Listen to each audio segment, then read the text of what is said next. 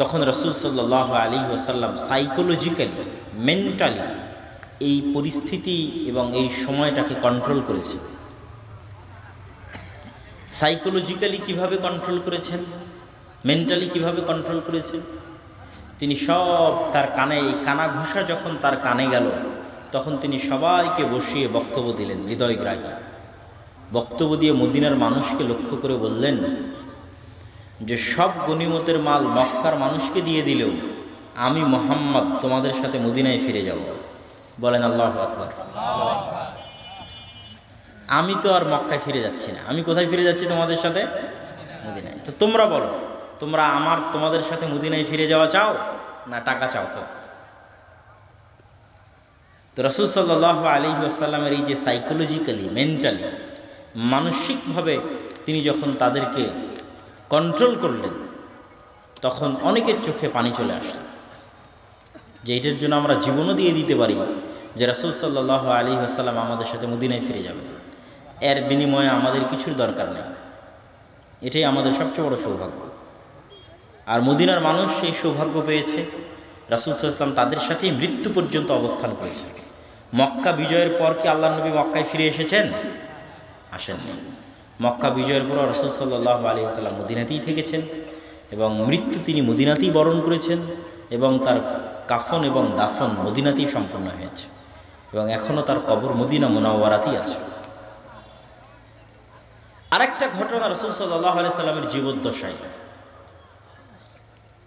একজন আনসারী অথবা একজন মুহাজির কেউ কারো গায়ে আঘাত করেছে, কাসা।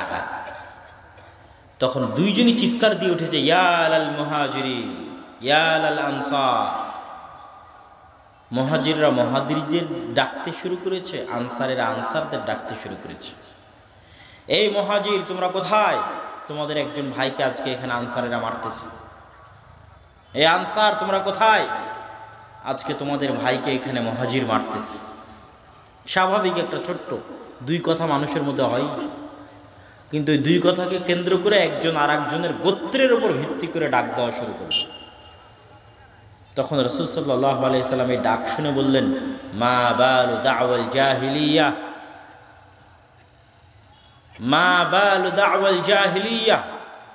কি ভয়ঙ্কর, জঘন্য, নিকৃষ্ট জাহিলিয়াতের আহ্বান। আমি আজ তোমাদের কাছ থেকে যে আহ্বান শুনলাম, এ আহ্বান জাহিলিয়াতের আহ্বান।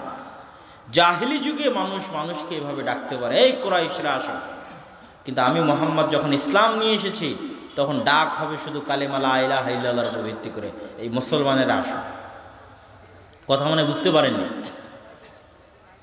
তখন আর বগুড়ার মানুষ আর রাজশাহীর মানুষ থাকবে না, তখন আর ঢাকার মানুষ, চিটাগাং আর সিলেটের মানুষ থাকবে না। ঠিক তেমন বাংলাদেশি আর পাকিস্তানি থাকবে না, সৌদি আর কুয়েতি থাকবে না, আর ফিলিস্তিনি থাকবে না। তখন থাকবে শুধু মুসলমান। মা বালু দাওয়াল জাহিলিয়া। কি জঘন্য, কি নিকৃষ্ট এই জাহিলিয়াতের আহ্বান।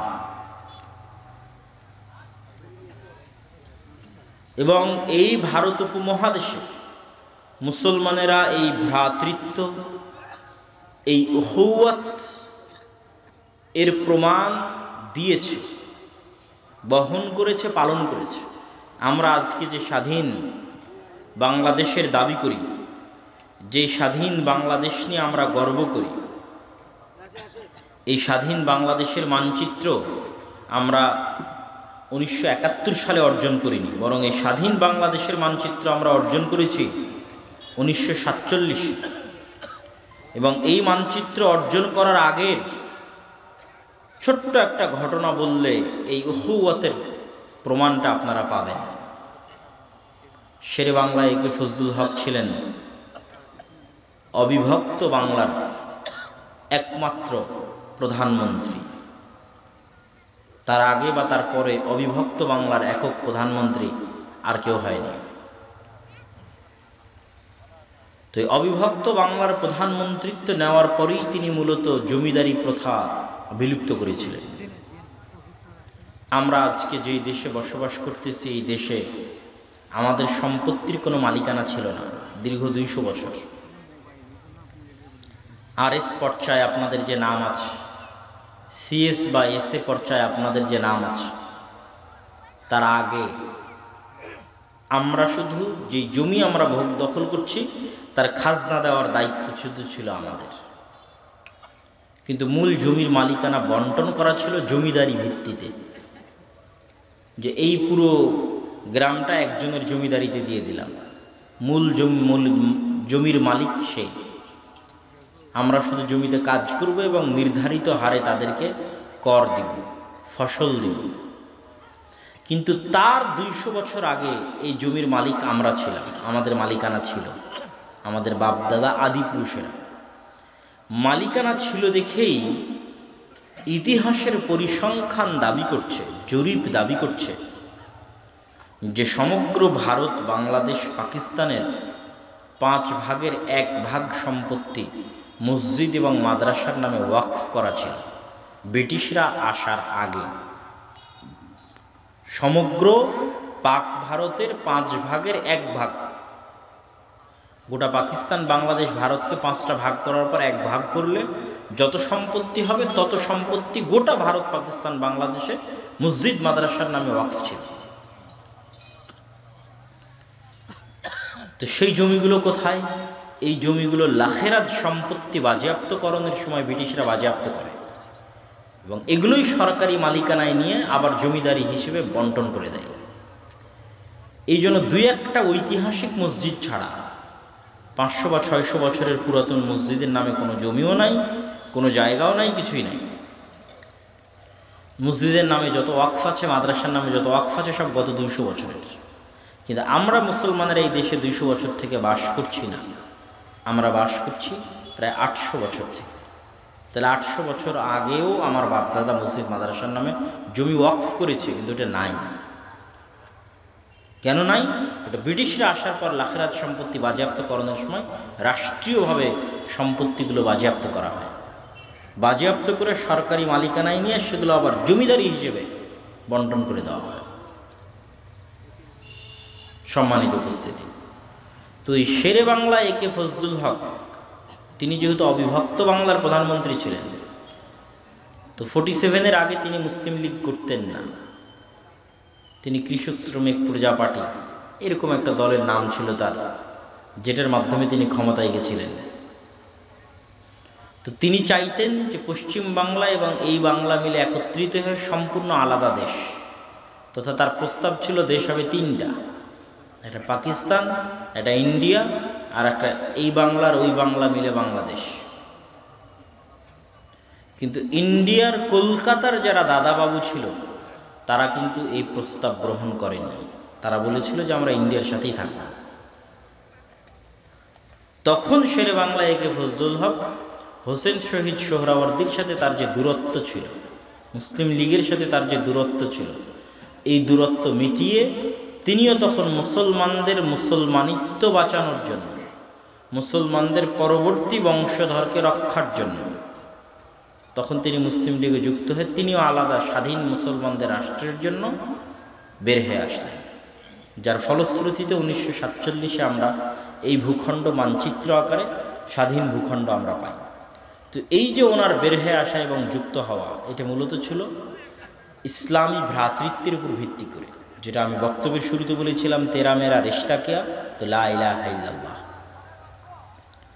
আর আজকে আমাদের মধ্যে সবচেয়ে বড় দেওয়াল দাঁড় করিয়ে দিয়েছে, এই ভ্রাতৃত্ব এবং ভালোবাসার মধ্যে সবচেয়ে বড় দেওয়াল দাঁড় করিয়ে দিয়েছে দেশের জাতীয়তাবাদ বা ন্যাশনালিজমের উপর ভিত্তি করে মানুষের যে ভালোবাসা এবং মানুষের যে আবেগ, সেটা।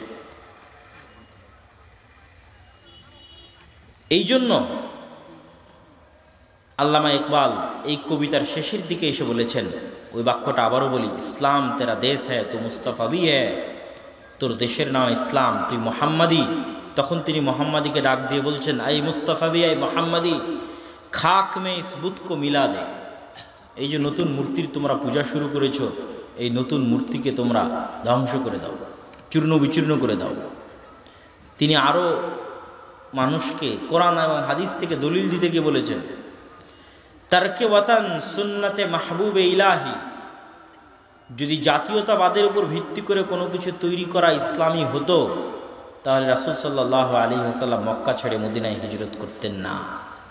তিনি মক্কা ছেড়ে মদিনায় হিজরত করেছেন এটা, তথা নিজের মাতৃভূমি ছেড়ে দিয়েছেন, নিজের স্বদেশ ছেড়ে দিয়েছেন, তথা ইসলামের ভ্রাতৃত্বের মূল মানদণ্ড স্বদেশ নয়, ইসলামের ভ্রাতৃত্বের মূল মানদণ্ড মাতৃভূমি নয়।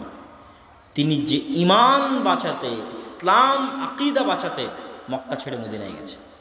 মদিনার আনসারদের সাথে মক্কা থেকে আসা মুহাজিরদের ভ্রাতৃত্ব গড়ে উঠেছে দেশের উপর ভিত্তি করে নয়, গোত্রের উপর ভিত্তি করে নয়, কালিমা লা ইলাহা ইল্লাল্লাহর উপর ভিত্তি করে মক্কা থেকে আসা মুহাজির আর মদিনায় থাকা আনসারদের মধ্যে ভ্রাতৃত্ব গড়ে উঠেছে। শুধু তাই নয়, যত গোত্র যুগ যুগ থেকে যুদ্ধ করত, সেই সকল গোত্রের মধ্যে যুগ যুগের যুদ্ধ বন্ধ হয়ে গেছে মাত্র ইসলামের ছায়াতলে আসার কারণে। সম্মানিত উপস্থিতি, আজকে আমি আমার বক্তব্যের এই পর্যায়ে এসে মুসলমানদের এই অধপতন, এই বিপর্যয়ের আর একটা কারণ বলি। এটা গেল একটা কারণের পর্ব শেষ। দ্বিতীয় আর একটা কারণ বলি, এটাও আল্লামা ইকবালের কবিতা থেকে বলতে চাই कि सबक फिर से पढ़ सदाकत का, अदालत का, शुजाअत का, तुझसे लिया जाएगा काम दुनिया की इमामत का।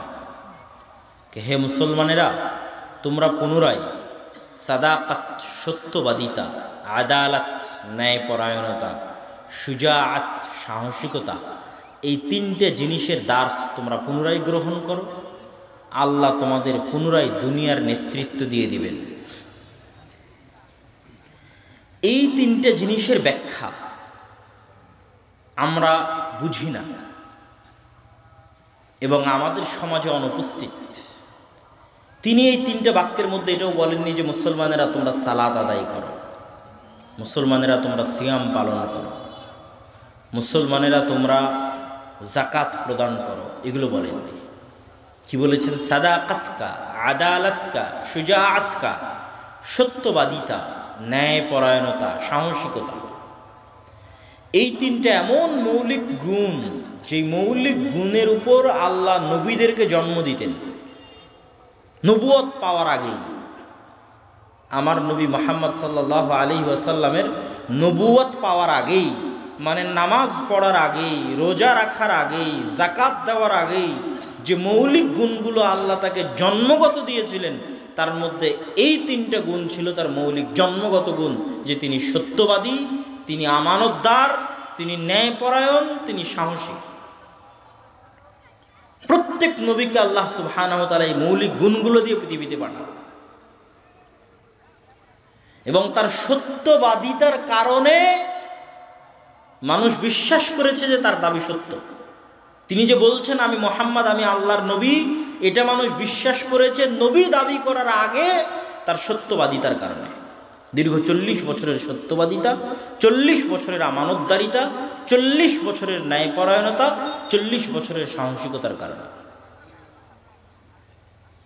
কিন্তু আমরা মুসলমানেরা এখন নামাজি, রোজাদার, জাকাত আদায় করি, কিন্তু সত্যবাদী নই। প্রত্যেকেই মিথ্যুক, ন্যায়পরায়ণতা নাই, সবাই দুর্নীতিবাজ। যে সালাত আদায় করছে সেও দুর্নীতি করে, যে জাকাত দিচ্ছে সেও দুর্নীতি করে, যে দান করছে সেও দুর্নীতি করে। শুজাআত কা, সাহসিকতা, সবাই ভীরু এবং কাপুরুষ, সবাই স্বার্থপর, কেউ নিঃস্বার্থভাবে কখনোই কোনো সাহসী সঠিক সিদ্ধান্ত গ্রহণ করে না।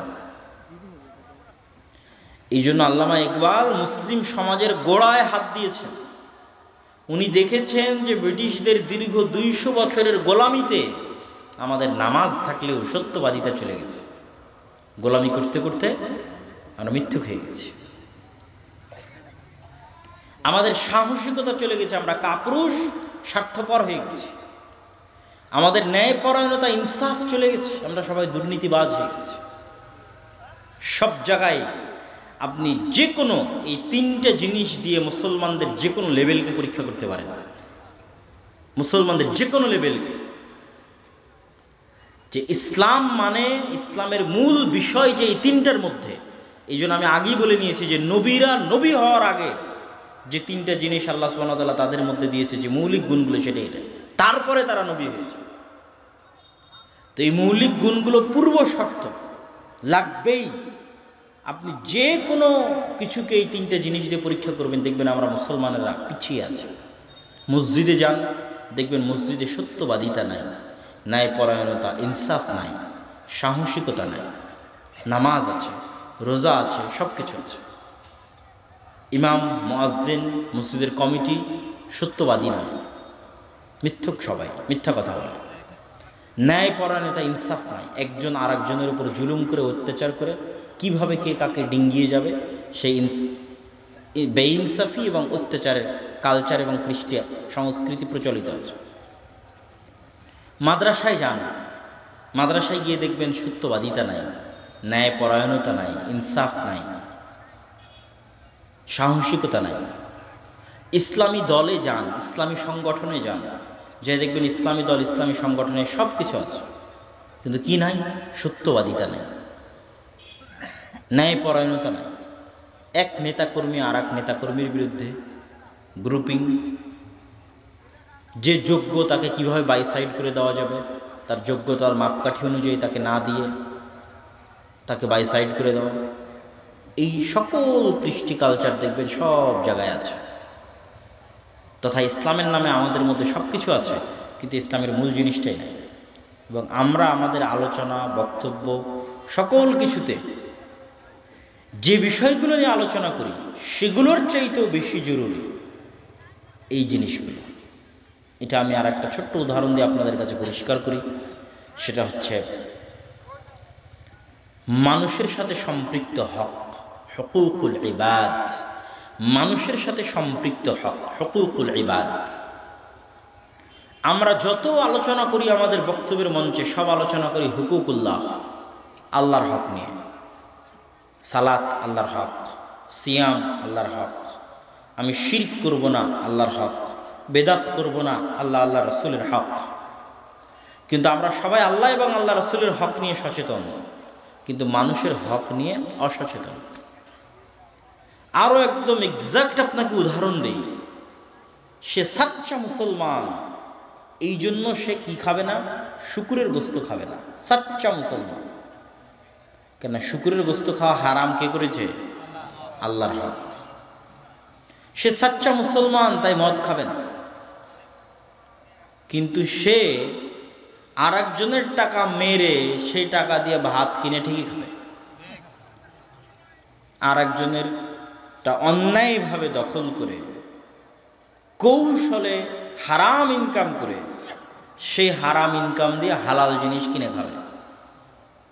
কেননা তার কাছে এই হারাম ইনকামটা হালকা। কেন? এটা মানুষের হকের সাথে সম্পৃক্ত। কিন্তু ইসলাম বলছে এটা বেশি ভয়াবহ। একদিন, 10 দিন, 50 দিন, 1000 দিন মদ খাওয়ার পরেও যদি কেউ আল্লাহকে বলে, আল্লাহ আমি এতদিন মদ পান করেছি, আমাকে ক্ষমা করে দেন, আল্লাহ চাইলে ক্ষমা করতে পারে না? পারে না? পারে। ইয়া ইবাদিয়াল্লাযীনা আসরাফু আলা আনফুসিহিম লা তাকনাতু মির রাহমাতিল্লাহ ইয়া ইবাদি লাউ আতাইতুম বিকুরাবিল আরদি খাতায়া।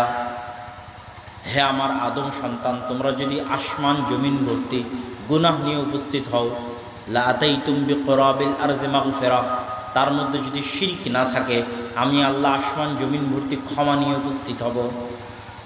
তো আল্লাহ সুবহানাহু ওয়া তাআলা এগুলো ক্ষমা করে দিবেন, দিতে পারেন।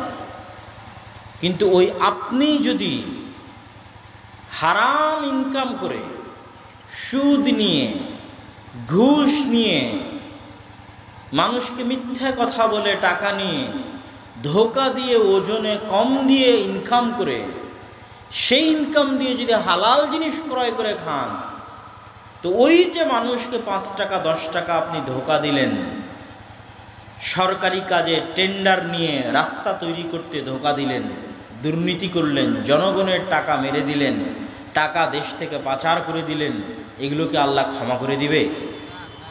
এগুলো আল্লাহ কখনোই ক্ষমা করবেন না। এটা কিসের শব্দ হচ্ছে? হ্যাঁ, মেশিনটা চলে যাচ্ছে, রাস্তা চলে যাচ্ছে, গাড়ি চলে যাবে।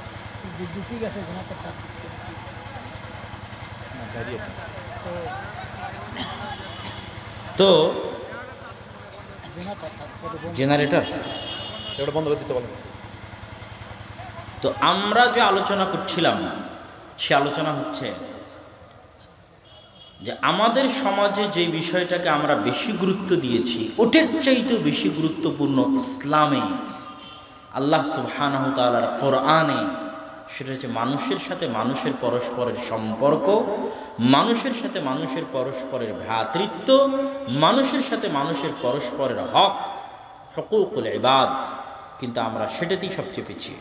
সম্মানিত উপস্থিতি, তো আজকের এই আলোচনায় মুসলমানদের অধঃপতনের এই দুইটা কারণ বলার পর আমার বক্তব্যের এই পর্যায়ে এসে আমরা যেই লক্ষ্য এবং উদ্দেশ্যকে সামনে রেখে আজকের প্রোগ্রামটা আয়োজন করেছি, আদ-দাওয়া ইলাল্লাহের বক্তব্য, এই বিষয়ে সংক্ষিপ্ত কিছু গুরুত্বপূর্ণ কথা আপনাদের সামনে তুলে ধরার চেষ্টা করব ইনশাআল্লাহুল আজিজ। মসজিদ ভিত্তিক দ্বীন শিক্ষা। মসজিদ শুধু মুসলমানদের ছিল, উম্মতে মুহাম্মাদির ছিল এরকম নয়। আল্লাহ সুবহানাহু ওয়া তাআলা বলেন, ইন্না আউওয়ালা বাইতিন উদিআ লিন-নাস বিবাক্কাহ, প্রথম যে মসজিদ মানুষের ইবাদতের জন্য পৃথিবীতে তৈরি করা হয়েছে সেটা মক্কায়। আবু যর গিফারি রাদিয়াল্লাহু তাআলা আনহু বলেন যে দ্বিতীয় যে মসজিদ পৃথিবীর বুকে মানুষের ইবাদতের জন্য তৈরি করা হয়েছে সেটা হচ্ছে আল মসজিদ আল আকসা। তিনি রাসূল সাল্লাল্লাহু আলাইহি ওয়াসাল্লামকে জিজ্ঞেস করলেন, কাম বাইনাহুমা, এই দুইটা মসজিদের মধ্যে নির্মাণ কাল দিয়ে দূরত্ব কতদিনের হে আল্লাহ রাসূল? রাসূল সাল্লাল্লাহু আলাইহি ওয়াসাল্লাম বললেন, 40 আম, 40 বছরের দূরত্ব। তাহলে পৃথিবীর প্রথম নির্মিত মসজিদ যদি মক্কায় হয়, দ্বিতীয় নির্মিত মসজিদ যদি জেরুজালেম ফিলিস্তিনে হয়, তাহলে এতটুকু প্রমাণিত হলো যে আল্লাহর নবীর আগেও 1000 বছর যাবৎ মসজিদ পৃথিবীতে দ্বীন এবং ইসলাম প্রচারের মাধ্যম ছিল। শুধু তাই নয়, ইব্রাহিম আলাইহিস সালাতু ওয়াস সালামের পরিবারকে আল্লাহ যে পৃথিবীতে একমাত্র আদর্শ পরিবার করে গড়ে দিলেন এবং জাআলান নবুওয়াতা ফি যুররিয়াতিহি, আর নবুওয়াতকে সীমাবদ্ধ করে দিলেন ইব্রাহিমের বংশে, যে ইব্রাহিমের পরে কিয়ামত পর্যন্ত আমি আর কোনো নবী পাঠাবো না ইব্রাহিমের বংশের বাইরে। যাই নবী পাঠাই সব নবী পাঠাবো ইব্রাহিমের বংশে। এই যে আল্লাহ ইব্রাহিম আলাইহিস সালামের পরিবারকে কবুল করলেন, এই কবুলিয়তের মূল কারণ ছিল মসজিদ। কেন আমি এই কথা বললাম? ইব্রাহিম আলাইহিস সালাতু ওয়াস সালামের এক স্ত্রী সারা এবং আর এক স্ত্রী হাজেরা। হাজেরার গর্ভে প্রথম সন্তান ইসমাইল, সারার গর্ভে দ্বিতীয় সন্তান ইসহাক। ইসহাককে ইহুদি খ্রিস্টানরা বলে আইজ্যাক।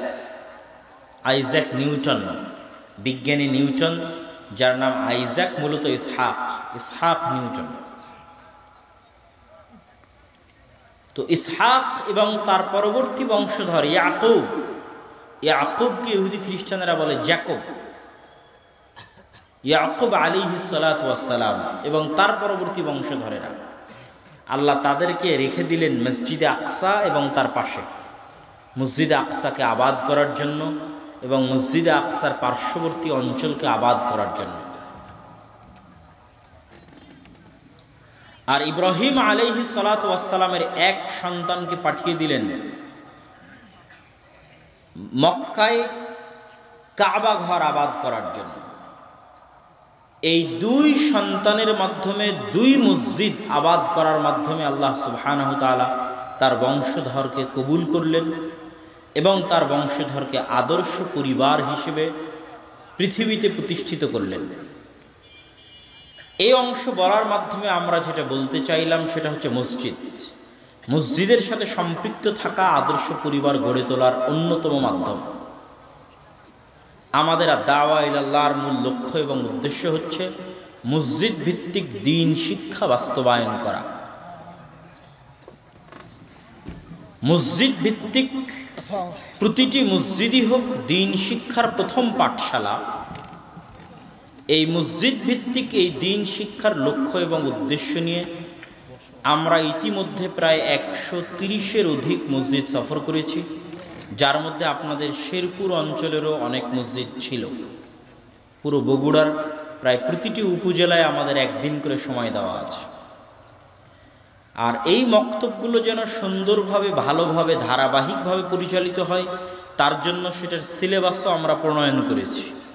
উসমানী কায়দা এবং আদর্শ শিক্ষা বা তালিম উদ্দিন, এই সিলেবাসের আলোকে শিক্ষকেরা যেন ভালোভাবে পাঠদান করতে পারে, এই জন্য শিক্ষকদের প্রশিক্ষণেরও ব্যবস্থা গ্রহণ করা হয়েছে। এবং আজকে থেকে আল জামিয়া সালাফিয়া ডাঙ্গিপাড়া পবা রাজশাহীতে প্রায় 50 জনের ব্যাচের মাধ্যমে প্রথম প্রশিক্ষণ শুরু হয়েছে মক্তবের শিক্ষকদের, আলহামদুলিল্লাহ। এবং ধারাবাহিকভাবে এটা অব্যাহত থাকবে। এই মক্তবগুলো ম্যানেজমেন্ট করার জন্য আমাদের নিজস্ব একটা অ্যাপ আছে, যেই অ্যাপ এই সমস্ত দায়িত্বশীল এবং মক্তবের শিক্ষকদের শিখিয়ে দেওয়ার মাধ্যমে মক্তবের ম্যানেজমেন্ট সিস্টেমটাও কেন্দ্রীয়ভাবে কন্ট্রোল করা হবে।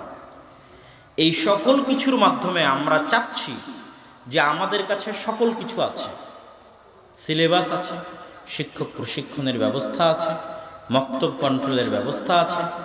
আমরা সফর দিচ্ছি, সুতরাং দেশ এবং জাতির কাছে আমাদের উদাত্ত আহ্বান থাকবে, যারা এখানে উপস্থিত হয়েছেন, যারা অনলাইনে শুনছেন, এবং বিশেষ করে যারা অনলাইনে আমাদের বক্তব্যগুলো আপলোড দেন, তারা বক্তব্যের শেষের দিকে যখন জামিয়া সালাফিয়ার কথা আসে বা যখন আমাদের দাওয়া ইলাল্লাহর এই গুরুত্বপূর্ণ দিক নির্দেশনাগুলোর কথা আসে, এগুলো যদি বারবার আসতে থাকে তাহলে বক্তব্যের সাথে বারবার দিতে হবে।